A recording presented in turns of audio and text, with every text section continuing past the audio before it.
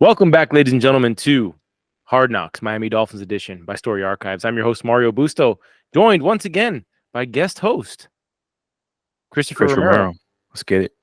Welcome, Chris. Welcome back to the show. Welcome back to the show. You know, I turned on week 3 of Hard Knocks, and I was expecting what we got in week 1 and week 2. I wasn't expecting a damn feature film. As Tobin would say, I had the goosies by the end of it. We got not only Tua's psychotic MJ, Kobe, Tiger Woods comparison, we got a literal love story, underdog story of Van Ginkel Go. on his 1-year contract with the Dolphins, no doubt heading his way towards another contract, hopefully with the Dolphins. I would be pissed if Chris Greer doesn't bring back Gink. Man, I left this episode. You got the end of the Washington game. We're dominating Washington from beginning to end. You got the woman, hold me in your arms, rock me, baby. You see Marino in the locker room. Yeah. You got freaking Garfinkel, who's becoming more of a character. I guess he's like, showing himself a little bit more. He had that epic moment with him and McDaniel talking about Tua's wide hip stance and how Tua's being almost psychotic, Christian Bale, American Psycho mode. Now he's channeling his anger and his rage, even though Tua's like very nice and presentable and nice all the time. Deep down he's a freaking killer on the field. Let's go. And he's talking about his hip recovery and how when he recovered from injury, how he was working on his core strength. Then they show that comparison with Drew Brees, which I've always used Russell Wilson as the guy that I would want Tua to kind of like prime Russell Wilson. But Drew Brees is an even better aspiration to go to, right? All together, incredible episode. The fact that McDaniel's saying things like week 13 practice has a better intensity than week 3. Okay. Things like that. I couldn't help but by having 23 minutes left in the episode. I feel, look, man, I'm going to say it, we're bro. going far. We're going to the Super Bowl. Okay. The thing is, I think the other team across from us will be the Niners. Okay. And I think that they're a special unit as well. So I'm not going to go so far as to talk out of my butt, but I think that this team is special. It's incredible to see. Has Hard Knocks ever featured a team that was elite at this level? Like we'd have to go through the list and maybe talk about it next week. But altogether, we're looking at perhaps like when we zoom out and let's say this year goes, because I talked to my dad, I've talked to some other Fin fans like yourself. I said, if the Dolphins go to the Super Bowl and win a Super Bowl, this will go down as the most legendary sports documentary of all time. To see a team who enters into December 2023 trying to redeem 2022, having lost all 5 games. We remember that. I believe that's when Tua went down. It was right before that 5-game losing streak. Or am I wrong about that? It was during that time. It was happening all at the same time. Yeah. And we're redeeming that. And we still have a long way to go. But we got 4 out of the next 5 at home. And overall, best episode of the series so far. I wasn't expecting to see a high school love story of Van Gink with his love Sam Van Ginkel over here, in their new Florida home with the HBO Max login of Hugh Wang on the screen. I mean, man, I lost quick. It was so quick. This episode had everything. The Christmas spirit. They say something like they say the Christmas episodes of beloved TV shows are always the best episodes. Whether it's Ted Lasso, when they're singing the Christmas carols outside of what's her assistant's name? I love that guy. Rebecca's assistant. Oh my God, you caught me in this. I'm not even thinking about this. He's amazing. Julie Temple. Oh, you're talking about oh my gosh. All good. We'll Leslie. Yes. From that episode to Mad Men to every show you can think of. The Office. Every show has an amazing Christmas episode, and this felt like it. With Tua leading the way, listening to Michael Bublé, who my sister loves, and I was like, you're gonna love Tua even more. He loves Michael Bublé. So all right, let's get into it, Chris. First impressions of the episode. What did you think? How are you feeling about your squad? I love it. Just to repeat what you were saying, the going into this episode, you have the Christmas feels. All these rooms are decorated. What music are we playing? I'm just gonna say it. We've been saying it. I love this team. This team is different. This team is gelled. This team has leaders. This team is speaking to each other. That quarterback room, the way they were talking to each other about the music, like joking around, trolling. Oh But my god, so good.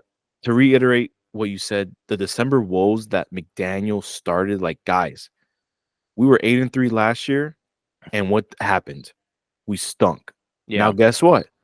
We're effing 8-3 all over again entering Oh my December. gosh, man. This episode had everything. Look, let's not we haven't talked about it, but McDaniel uses the F-bomb like punctuation. Bro, I wrote that down. I It's said, bro, this man's vocabulary is one word. it's hilarious, but I'm glad he's not changing for anybody. Just because the cameras are on, he's not cleaning it up. You got to be authentic. If that's who he is with the cameras off, that's who you got to be with the cameras off. Where you get Okay. All together, man, there was just everything in this episode, from the intensity of we got everything going on here to the fact that HBO's choosing to Gink this week, right?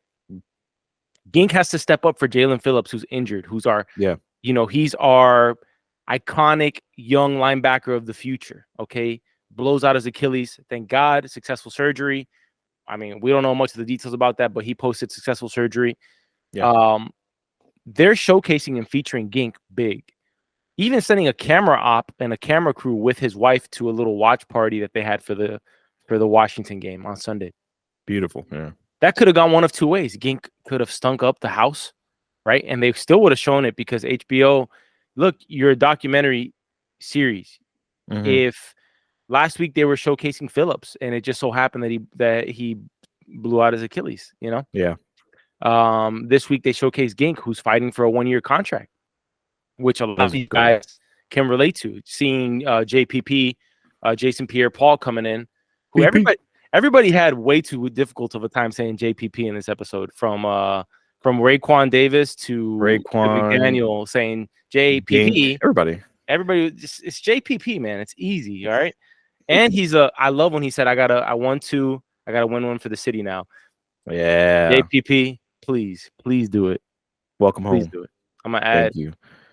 JP, please do it. Yeah, right. I think bringing in JPP was great. He's a beast, bro. Obviously, he's a vet.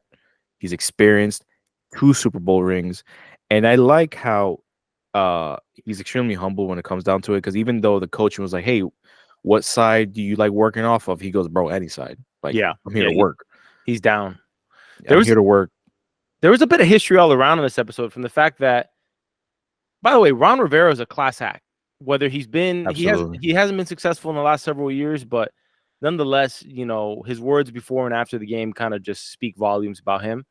But Washington's kind of in a sad state, man. I mean, you go from having McVay, LaFleur, McDaniel all underneath your coaching tree, right? Yeah, under Shanahan. Shanahan's son was there too, right? Kyle. Yeah, he was. Yep, okay. all of them. You had 4 of pretty much who you would consider the young coaching. You know how there's a directing tree in Hollywood? You got the Brian De Palma, Martin Scorsese. There was a Francis Ford Coppola, even though he was kind of a little older. You got that tree of directors that all came from the same neighborhood in New York. Yeah. Where you get a lot of those iconic 70s, 80s movies.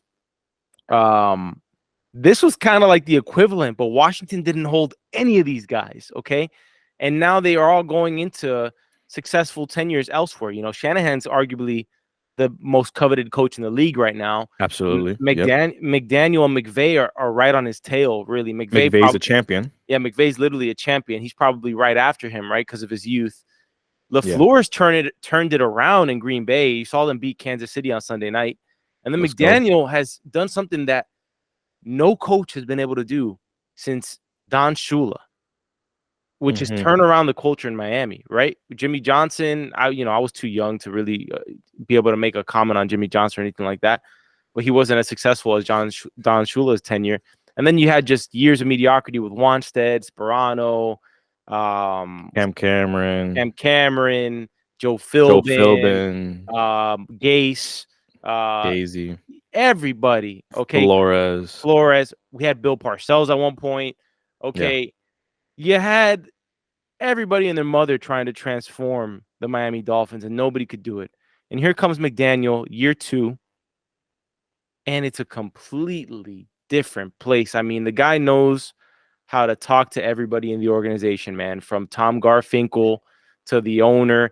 He's talking to the damn 70-year-old referee about off-whites, which Tua seems to be in line with him. I mean, the guy so good. The guy is what you see is what you get. I love that dude. I've never met him in my life. I hope to one day, but he is just, I mean, as lifelong Fin fans, is what you couldn't dream of something better than this. I was talking to my dad who grew up in the Marino years, and I asked him during the Washington game, I said, is this as exciting as the Marino years? Like, is this like coming close to anything near what you saw with Marino and Duper and Clayton?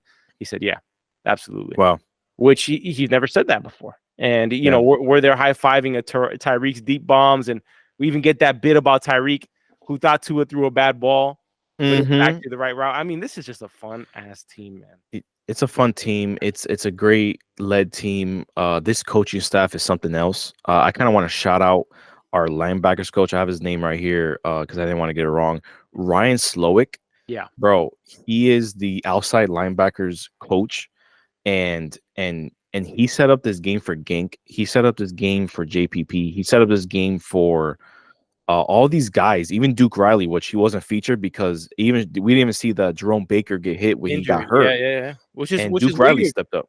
That it was kind of weird. Duke Riley steps up. He's the highest graded PFF linebacker of the week. I don't know if you knew that. It's like, what is happening? This team is forming. It's gelling. McDaniel's leading this ship the right way. We start December with a W, a great W, an exclamation point. And you know, it's against a struggling Washington team. Like you said, they even try to bring up McDaniel's past with Washington, and he was like, that's the last thing in my mind. Like, I don't even remember how the locker rooms look like. It's like he doesn't care. Like, you know, who knows why? It's kind of seemed like he said, oh yeah, different owner, different name, different everything. So it's like he's like, this is not the same team that I was around. But anyways, to finish my thought, this team goes into Washington and literally dominates every single part of the game. They dominate every single part. They're having fun. They're laughing. There's even a scene where you see Jalen Waddle grab his coach, his head coach. He grabs him by the shoulders and he goes, "What a play call, Mike!" And I'm like, guys, that's our head coach. And I'm just looking around like, is anybody gonna? Nope. That's the way they play. They play hard working football. I love the savagery of Tua, his mentality, the way he attacks, comparisons to Drew Brees.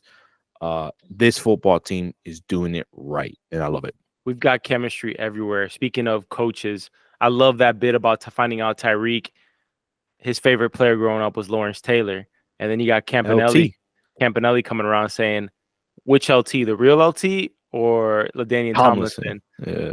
Which is hilarious. I mean, Tomlinson is a Hall of Famer too, but yeah, he was the second LT though. He's saying LT, and you already know I didn't even know Reek had that lightning bolt like LT has on his earring. I don't know if you caught that bit. Well, the earring is a 10. Oh, it's a 10, so he wanted it's a 10. So he goes, LT has the lightning bolt, which is the LT. Mm-hmm. He's like, so I needed my lightning bolt. So it was his is the 10. Yeah. What'd you think of the Eric Bieniemy saying what's up to Reek? Eric Bieniemy might be the head coach in Washington next year, maybe.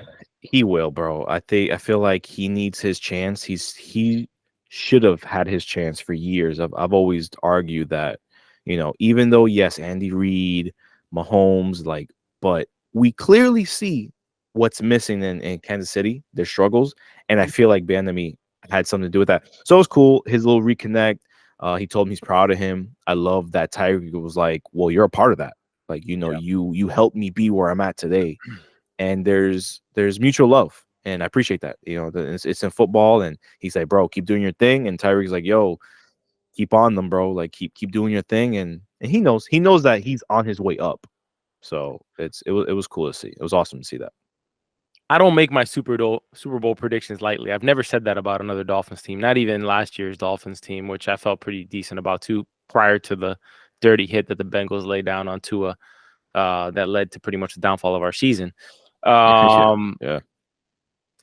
I don't know. It's just this behind the scenes look at the team, man, where you see there's just leadership at every corner of this team. And then now you bring in JPP, who I love that little bit in the episode where when you're a 14-year veteran in the NFL, you sit where you want. And Cameron Good has to slide. He doesn't even say He's looking anything. around. He doesn't He's even like, say anything. He takes Jaelan Phillips' chair because what are you gonna tell? You're gonna tell a two-time Super Bowl champion who knows how many Pro Bowls JPP has.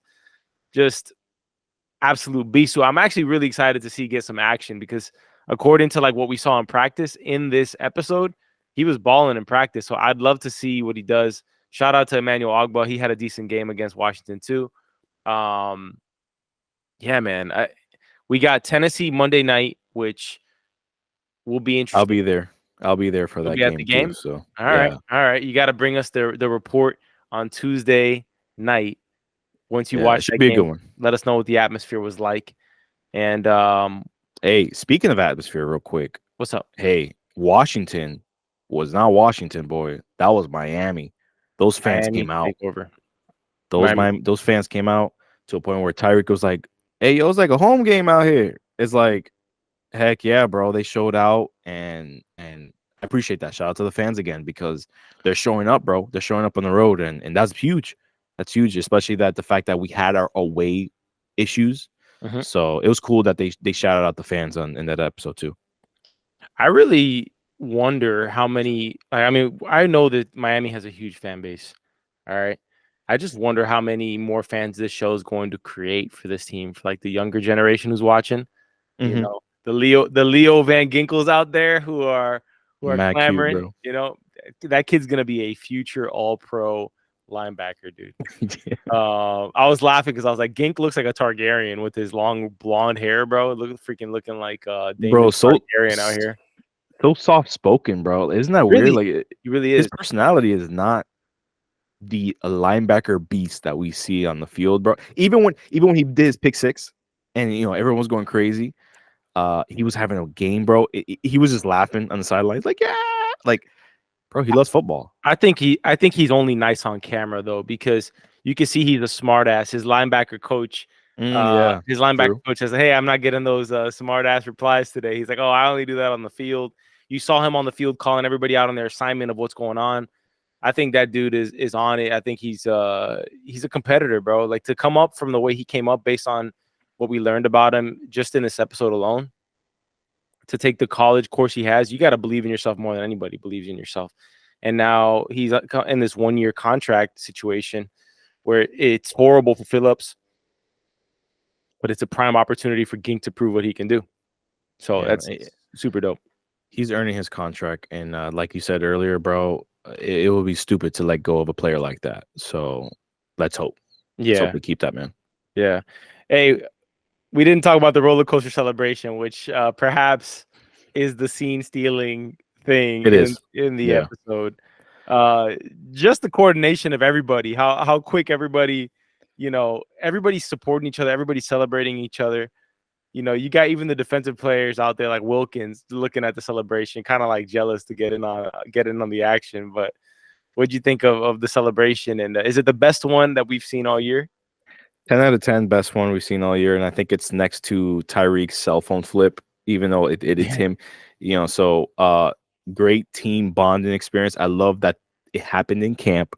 They got it on film, and to a point where they did it in game, and it was like to perfection.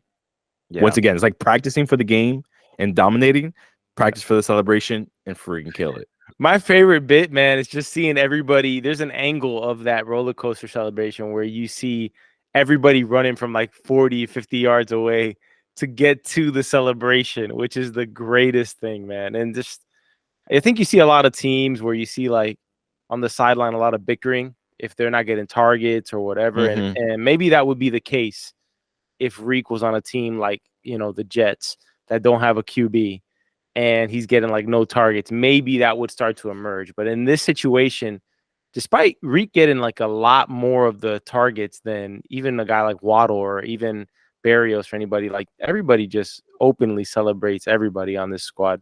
And by the way, I think it's just we're gonna see an A-chain long bomb wheel route tutty this year at some point. Like it's going Gotta to happen. It's gonna Yeah, happen. gotta happen.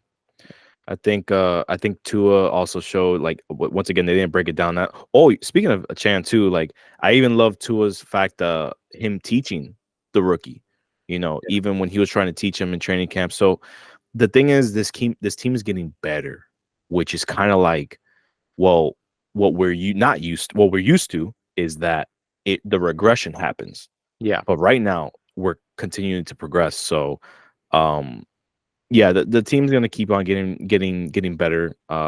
Got to stay healthy, and yeah, man, the big schedule, like how we talked about last week, is about to happen. You know, yes, we got Titans, which should be another layup. They're a tough team though. They're a tough team. Vrabel Yeah, always has those any guys given ready. Sunday. Yeah. Yeah, and then we really hit that spread of Cowboys, Buffalo, New York again, things like that. So I think like what really is different and what we're not used to is that every Dolphins team that we watched in the past prior to this year, you had nothing was a layup. You could be playing the Carolina 1-11 Panthers. that's true. Yep. And it was like no guarantees. It's NFL. Almost like you'd talk to a Dolphin fan, but they'd say like something positive about the other team because they didn't want to jinx losing to a bad team. This team this year has taken care of business when it comes to playing teams who are with losing records, almost to a fault, where now that's the only narrative left against us, really. There's probably two narratives left if you're a Dolphins cynic or you just hate the Dolphins, which is, well, actually, one of them is they're both fair, or one of them is at least fair, which is we haven't beaten an elite team. Okay. Okay. All right. We haven't beaten a team like the Niners or the Eagles or the Chiefs yet. Okay. And Tua hasn't won a playoff game yet. So Tua has to do it in the playoffs, right? Which is just the kind of cliche thing that anybody says about anybody. It's what Skip Bayless said about LeBron for years, right? But we got to beat the Super Bowl contending teams, not teams like the juggernauts. The juggernauts of the NFL. To me, there's really only 4 of them, maybe 5 this year, which is the Niners, Eagles. Say what you want, but I still think the Bills, Chiefs, and Ravens. Those are the teams. You gotta put Dallas in there too right now. I said this to a friend of mine. I said it to Jesse, our mutual friend. I said it earlier in the season. I said Miami's kind of low key the Dallas Cowboys of the AFC, which is we do it in the regular season, but we've yet to prove that we can do it to winning a Super Bowl. But you got to get that monkey off your back. At the end of the day, whether you like it or not, you got to get that monkey off your back. Then it gets easier. So it's like Dallas is on the same level as us right now because they still got to prove it. I'm saying psychologically, nobody's taking Dak Prescott over the Niners yet. He has to prove it. Same with us. Like, nobody's taking Tua over the Chiefs yet. You know, I am, but I agree. All right, Chris, what was your most memorable scene of the episode? Oh man, that bomb to Tyreek, and Tyreek thought that Tua threw it wrong until he even ran all the way half the field again to tell him, why'd you throw that ball like that? And Tua was like, huh? He even laughed with it. But after the film, even Tyreek was like, I can admit when I'm wrong. It was perfection. So these guys are gelling. And of course, I got to give out, man, Gink. Love seeing Gink and the way he's played, his family. Awesome father, husband, amazing family, beautiful family. So I want to continue seeing that success in his life. Yeah, I would have to say my favorite scene in the episode, altogether, seeing the Gink storyline with his high school sweetheart, seeing like the story of success and the underdog story of all the way to his performance against Washington this week. I love seeing that. I love the roller coaster celebration. And I think one of the underrated scenes for me was the McDaniel conversation with Tua, talking about pretty much putting him at the standard of like, hey, Kobe and MJ and Tiger had a standard. You get pissed at yourself for having 3 picks in 2 games.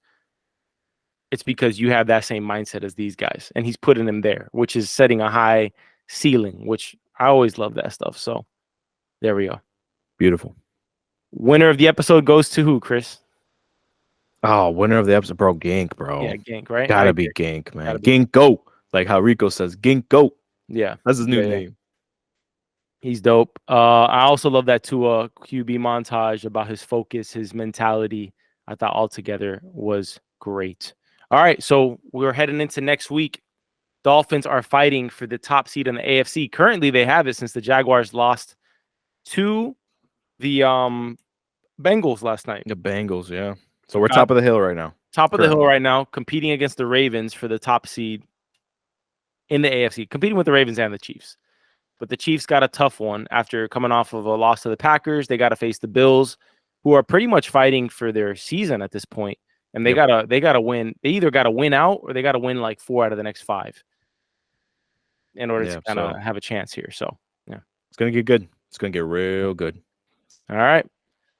On to next time. Thank you all for tuning in. We hope you're enjoying our coverage of Hard Knocks Miami Dolphins edition.